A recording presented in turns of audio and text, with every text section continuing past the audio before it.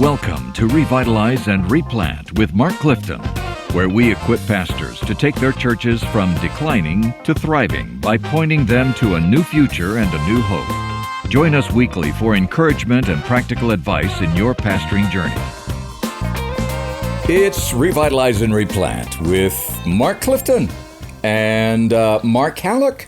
What's up? All in the same room. I'm Dan Hurst. We are live and in person in these podcasts.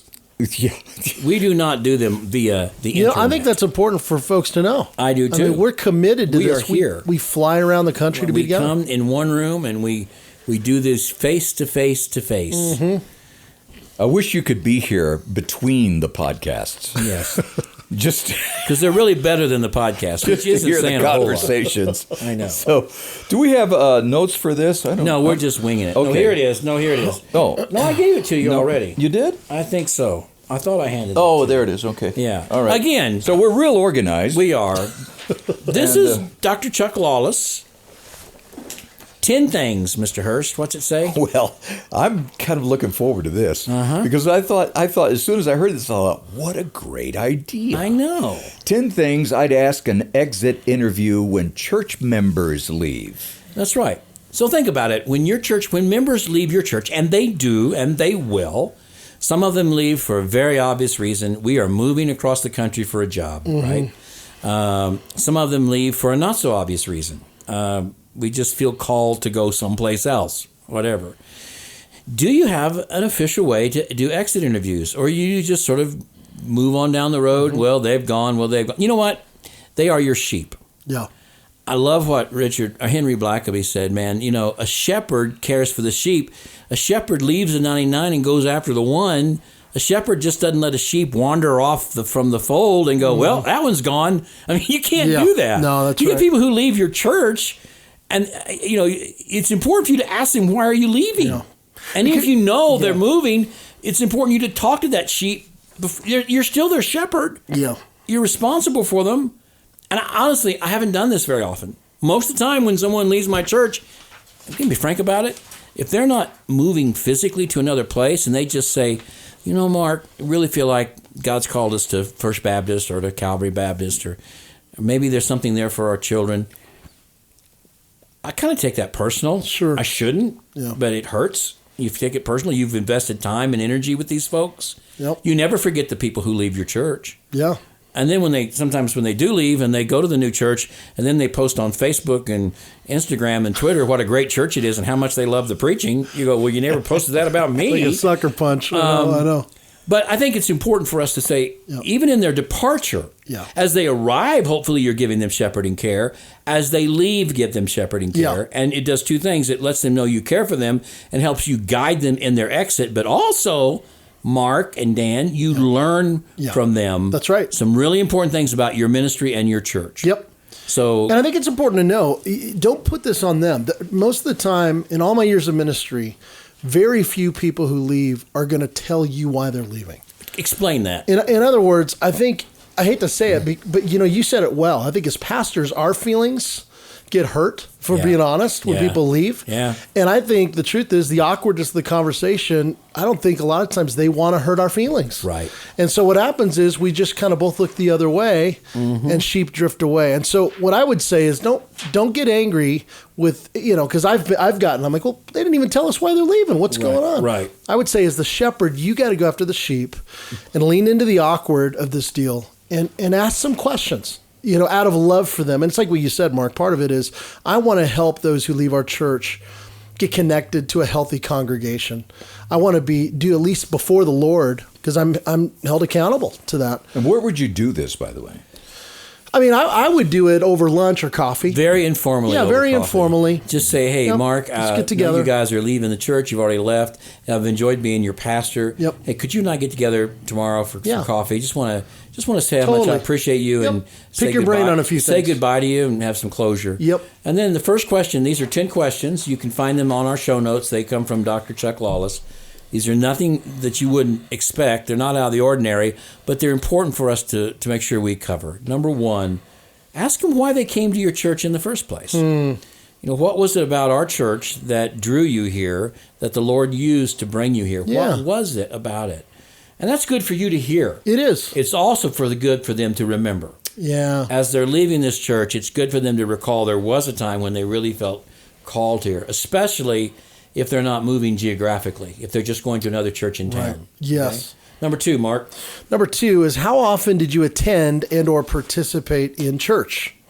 And so part of this is hopefully you have a pretty good idea already, but yeah, you don't know that. I don't know. You want their self-perception. Yeah. You just say, hey, Mark, I really enjoyed having your family here. How involved were you really? How often did you really, Ken? What was your kind of regular schedule like? Yeah, Lawless says it might be that this person actually left long before he or she actually did. Exactly. And I think you want to know that.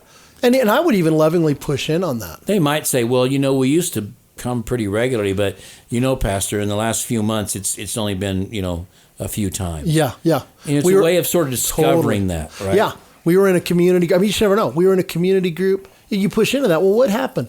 Well, about 3 months ago, to be honest, we were in a small group at home, and so hurt my wife's feelings. Right. And it's been really difficult for us and that's what's hard as a pastor. You say, well, boy, I wish I would have known that, Right. And who knows? You may be able, I've had a lot of conversations. Let me just say this. I'm hijacking this, but where as the pastor, someone that's on their way out, but because of this conversation, I was able to say, to do whatever, hey, can we bring some restoration here and reconciliation? Right. And they end up not leaving. Yeah, that's right. And so that's another piece of this, of why I think it's so important.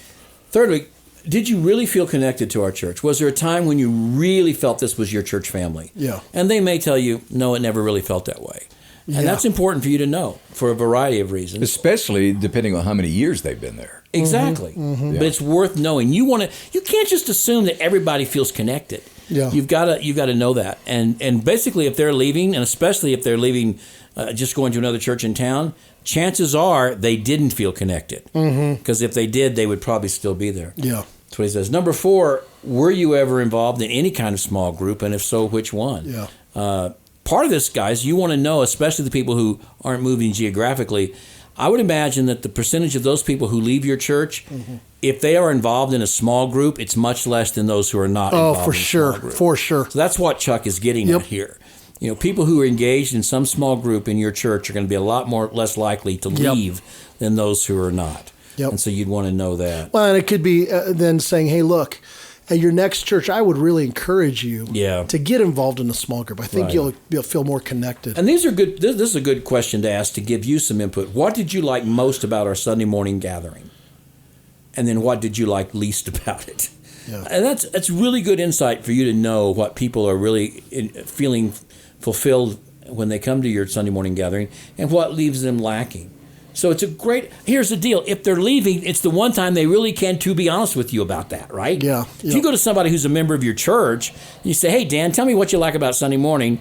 He may say something. Tell me what you don't like. He may not. But if they're leaving, they can be totally honest with you.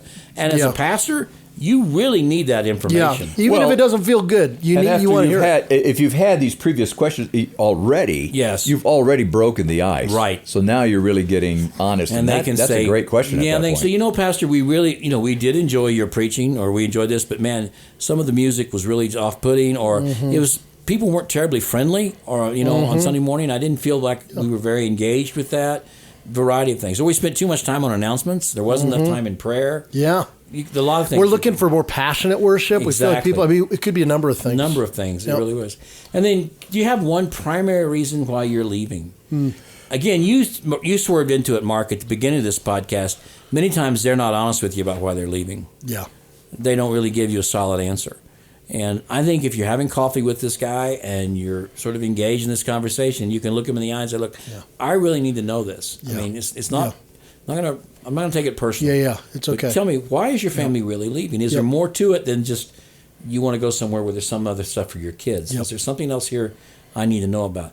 Well, I've got to tell you, a few years ago, we did a survey and the idea, the impetus behind this was that 60% of your people don't come to church, right? I mean, that's a rule of thumb. I mean, they're members, they don't come to church, or occasionally maybe, once in a while. And that 60% at one point took the time to join your church. They wanted to be a part of your church. There was something there. And so we made a survey and sent it out to that 60%. And asked them a number of different questions. And one of the questions was, why did you feel, or why was it that you just didn't feel like coming back? And we tried to be as gentle with the questions and not accusatory or anything like. We really wanted the answers. Yeah. The thing that amazed me the most about that survey was that 40% of the people that said the reason they didn't come back to church was when they needed somebody, they weren't there. No. Wow. And you know, that's, and as a pastor, Yeah. that crushes you. Oh, you yeah. know? Oh, yeah. And I think a lot of that has to do with the fact that if we talked about this at lunch today, Mark and I were talking at lunch, Dan, you were here working, but we went to eat lunch. And when Dan and I were kids, and Mark he didn't grow up Southern Baptist and is a third of our age, but he was amazed that when we were kids, we would have Sunday school and morning worship. Then we would have church training and evening worship, except we'd also have an hour of youth choir before church training. So we'd have 5 o'clock youth choir, 6 o'clock youth training, 7 o'clock worship. Then on Wednesday nights, we'd have our missions organizations, RAs and GAs, and then prayer meeting, and then we would have adult choir practice afterward. So we started adding all that up. That's 7-8 hours of different group times. Today, a lot of our people only come to gathered worship. That's right. 1 hour a month, 1 hour and a half a week. And many of them only come twice a month. That's right. That's it. 50%. So how do you develop relationships and closeness in those two events 2 times a month? Yeah. And so the fact that people are not connecting together and they feel like they're not being served is because they're not connected. People don't even know who they are. They're not even part of the fabric of the church because they feel like, well, I come to church on Sunday morning, maybe every other Sunday or something. So different than it used to be. I'm not suggesting we go back to that many hours in the building, but I am suggesting by the time you had Sunday school class and a church training class and RAs and GAs and Brotherhood and WMU and youth choir and children's choir, you were connected somewhere. Yeah. People knew who you were. Someone in those groups knew if you went in the hospital, if your husband became sick. But if you just show up on Sunday morning, 1 out of every 3 Sunday morings and walk in and sit down and leave, you're right. Nobody is going to know who you are, and necessarily if you've been sick or if you've been in the hospital or that kind of thing. Don't you think there's somewhat of a responsibility that each church member has, and that we as pastors need to lean into that? Yes. You have a responsibility to know the people that sit around you. Absolutely, man. I mean, that's what I keep thinking. I'm like, and don't be afraid, Pastor, to say, hey, look, at our church, we expect everybody to put forth some effort. I mean, part of this is going, look, if we're going to be a family, it's like any family. Family takes work. Yeah. And if you're not interested in that, this probably isn't the church for you. But community takes work. It takes effort. You know what I mean? And it's like, because here's what I know. A lot of us do work really hard to provide environments, whether it's small groups or classes or whatever. And when you hear somebody say, well, I couldn't get connected, I want to say, well, did you really put forth effort? I mean, what did you go to? Were you committed to it? Right. And so again, in a culture where we're most committed to being non-committal, I think this is a discipleship issue, quite frankly. And I think it's something as pastors we have to lean into and create cultures in our churches where there is an expectation that you show up. I mean, Clifton's telling me that. I'm like, dude, that's 7 to 8 different environments a week. Yeah, that you would connect to. And so I just think our expectations also are so low. I think we've got to actually raise the bar. Right. Maybe not that high, obviously. I mean, that's just, but I mean, again, to expect people to be in worship, and we would say here at Calvary, one other environment a week, I don't think is asking too much if you're a sold-out disciple of Jesus Christ. Well, and beyond that, just beyond those times when you're together, for people to have the responsibility to connect. Yeah. A phone call or, a card, whatever. Anything. Yeah. Okay, so we're talking about 10 questions to ask members as an exit interview. Number 1, why did you come here in the first place? Number 2, how often did you attend or participate? Number 3, did you ever really feel connected? Number 4, were you involved in a small group? Number 5, what did you appreciate most about Sunday morning gathering? What did you appreciate the least? Number 6, what's the real reason you're leaving? Number 7, what's the one thing the church must do to become a better church? That's the question we're all at now. If there was just one thing, Mark, as you're leaving this church, what's the one thing we could do? And Mark, I want you to be totally honest with me. Yep. I know you're leaving. We got nothing. There's no dog in this fight anymore. Help me out as a pastor. Help me grow. Help us grow. Tell me the one thing. I'm ready to hear it. And that's a great question. It is a great question. Yep. And you need to receive that with all the honesty that they give it. Yep. And I guarantee you they have an answer. They got an answer on the tip of their tongue. That's the one they can answer very quickly. That's right. Number 9, are you already attending another church or congregation? Actually, number 8. Yeah, let's go to 8. Oh, excuse me. No, it's okay. Let's switch the numbers so that nobody's confused. Okay, number 8. We'll do number 8. Say I just did number 8. What's the one? Are you already attending another church? You want to know if they're attending already.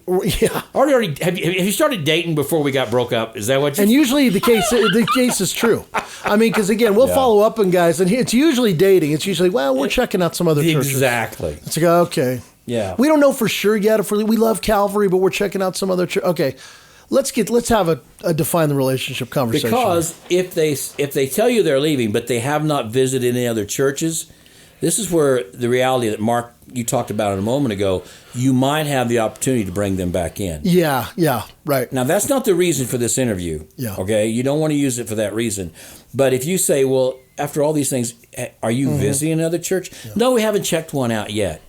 That may be an open door for you that's a good point. Say, I appreciate everything you've shared me. Maybe we can help you find what you need here. Yeah. On the other hand, if they say they are looking and they have been going, you want to ask them, well, what have you found? Yeah. How has that spoken to you? They're usually checked out at that point, to be honest. They usually have. If they've been checking out other churches. Yeah. They have. Yeah. In fact, what I've noticed in, the last 3 churches that I've been in, that if you have a special program, like it's the kids' choir is going to be doing the program, or you're going to have a special speaker or something like that, notice who doesn't come. Mm-hmm. Yeah. Because there's a pretty good chance, and I discovered this, that a lot of them are checking out another church. Yeah, they're looking someplace else.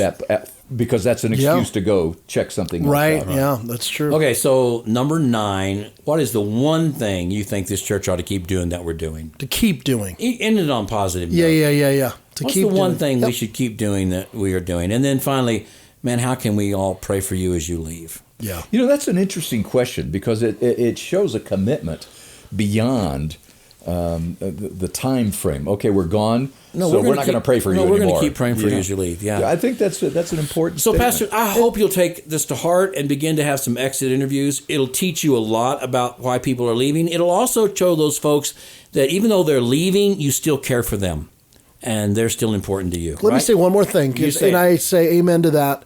Here's what also you got to remember.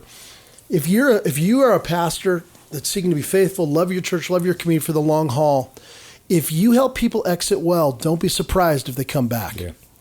Don't be surprised if people, and what you want is to leave that door wide open so that they won't feel ashamed to come back, or, I've seen it many times. You go somewhere else for 5-6 years, tragedy strikes, you realize, boy, I'll tell you what, our true friends are back at that church. You know what? You bring that up. I have had many experiences where they have come back. Yeah, totally. Me too. Now that I think about that, they have. And some of them I didn't really want back. To be frank, no, I'm just kidding. All right. Drive safe. We'll see you later. Thanks for joining us today on Revitalize and Replant. This podcast is brought to you by the North American Mission Board, where we help dying or struggling churches regain health for the glory of God and the good of their communities. If you found this conversation helpful, don't forget to subscribe to the podcast on your favorite platform. To learn more about becoming a replanting pastor, or to explore resources about revitalization for your own church, visit churchreplanters.com.